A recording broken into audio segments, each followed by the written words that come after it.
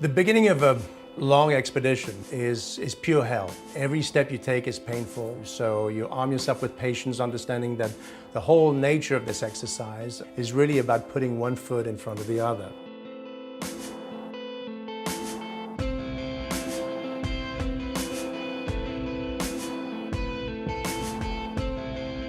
So how do you become an Arctic explorer? Well, I mean, it starts, I think, with a dream, and as a child I was exposed to early novels and accounts of the golden age of exploration. So early on I knew that I would want to become an adventurer and explore in nature. But athleticism is something that I did out of passion and out of personal engagement. My role as both an athlete, as an advocate, and as a photographer is to try and really generate that level of interest into the polar regions.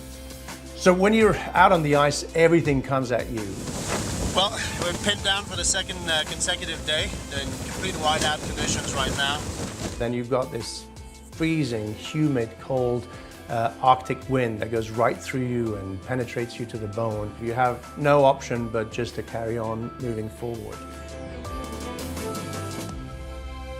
When the ice moves at the whim of the winds and the currents and the tides, then it's not unusual to have negative drifts. So for every mile that you may be losing 1/10 of a mile, sometimes 2/10 of a mile.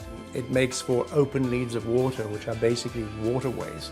And that you've got a sledge behind you, you're carrying anywhere from 200 to 400 pounds of gear, depending on the length of the trip. You start progressively to push your rhythm a little bit more, little by little. You up it from 8 hours of travel initially to 9 and then 10.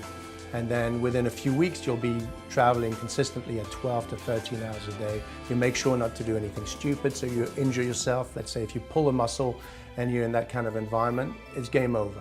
It's a brutal impact on the body that you need to preemptively train for. And so the training will be a mix of cardiovascular and core training. And as well as that, I do hikes with a 100-pound vest, and I'll go up and down hills for about an hour. You need to train your body physiologically to be taking this type of abuse, both training-wise and diet-wise. Herbalife has been a part of the most challenging expeditions that I've done and became really a critical and ongoing part of my diet, especially when it comes to high performance. Putting the right scientifically balanced nutrition in your body is critical for you to be performing at peak. I'm big on the 24 line, that's generally what I go to. And the Prolong is really good for me because it's easy to ingest. And then the shakes is basically what I drink when I'm on the trails. But it definitely fills you up, it feeds your muscle, makes you feel good, and it tastes great.